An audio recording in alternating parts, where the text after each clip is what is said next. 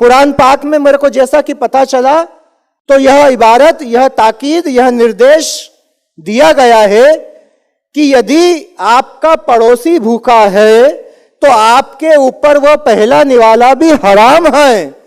उस कुरान पाक में यह नहीं कहा गया कि आपका मुस्लिम पड़ोसी, आपका हिंदू पड़ोसी, सिख पड़ोसी, ईसाई पड़ोसी, आपका पड़ोसी यदि भूखा है तो आपके ऊपर वो पहला निवाला हराम है बताने वाले उन पाक परवरदिगार ने कभी महदूदी नहीं रखी। और जब उस परवरदिगार ने महदूदी नहीं रखी, संकीर्णता नहीं रखी, सीमितता नहीं रखी, कोई ईर्ष्या, द्वेष, बुग़्ज़, कीना, हसद से हमको तैयार करके नहीं भेजा, तो हम कौन होते हैं? देश को तोड़ने वाले, दुनिया को तोड़ने वाले। और यदि हम नहीं होते हैं, यदि हम नहीं हैं और यदि हम होना नहीं चाहते हैं तो फिर यह मजलिस, यह महफिल हमारे लिए तो है ही नहीं। फिर क्यों रखी गई? इसलिए रखी गई कि हम वो लोग जो एक दूसरे को जोड़ के रखना चाहते हैं वो एक साथ जुड़ सकें।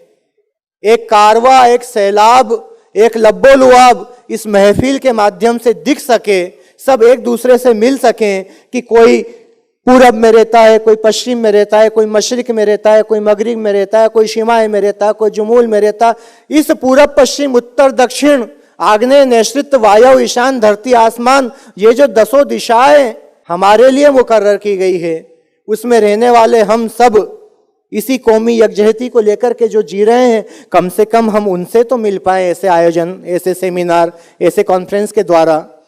नहीं तो बहुत दुखी होकर के कहना पड़ा कि हमें एक घर बनाना था, हम ये क्या बना बैठे। हमें एक घर बनाना था, हम ये क्या बना बैठे। कहीं मंदिर बना बैठे, कहीं मस्जिद बना बैठे। परिंदों का अपना मकान नहीं होता, परिंदों का अपना मकान नहीं होता। कभी मंदिर पे जा बैठे, कभी मस्जिद पे जा बैठे, और वो जा बैठे तो उनको आधार कार्ड की कभी जरूरत नहीं पड़ी। ये तो हमें जरूरत पड़ती है आधार कार्ड की, हमें जरूरत पड़ती है हिंदू, मुस्लिम, सिख, ईसाई, जैन, बौद्ध, यहूदी, पारसी, वहाबी आदि कहलाने की। जिस दिन हम सब केवल और केवल एक इंसान कहलाने लग जाएंगे, वो हमारे लिए आधार कार्ड से बढ़कर उस परमेश्वर के द्वारा दिया गया परम आधार कार्ड होगा। और जब हमारे पास में वो परम आधार कार्ड होगा, तब मेरा वह दोस्त बड़े शान से, फक्र से कह सकेगा कि मंदिर तोड़ो, मस्जिद तोड़ो, इसमें नहीं मुजाका है। दिल मत तोड़ो यार किसी का, ये घर खास खुदा का है।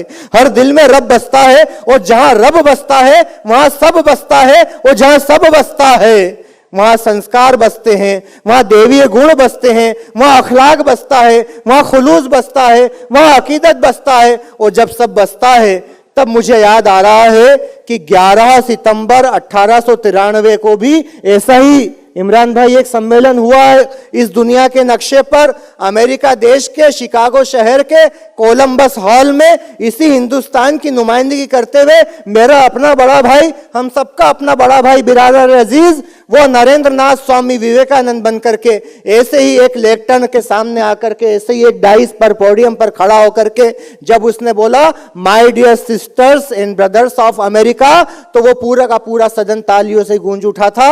मैं ये नहीं कहता कि हम ताली बजाने के लिए यहां पर एकत्रित हुए हैं, लेकिन ताली बजाने में कौमी यकजहती का संदेश आता है, क्योंकि ताली एक हाथ से नहीं बजती, ताली 2 हाथ से बजती है। और 2 हाथ से बजने का मतलब होता है कि हम एक दूसरे से जुड़े, क्योंकि किसी ने कहा है कि पूरी धरा जो साथ दे तो और बात है, पर तू जरा भी साथ दे तो और बात है।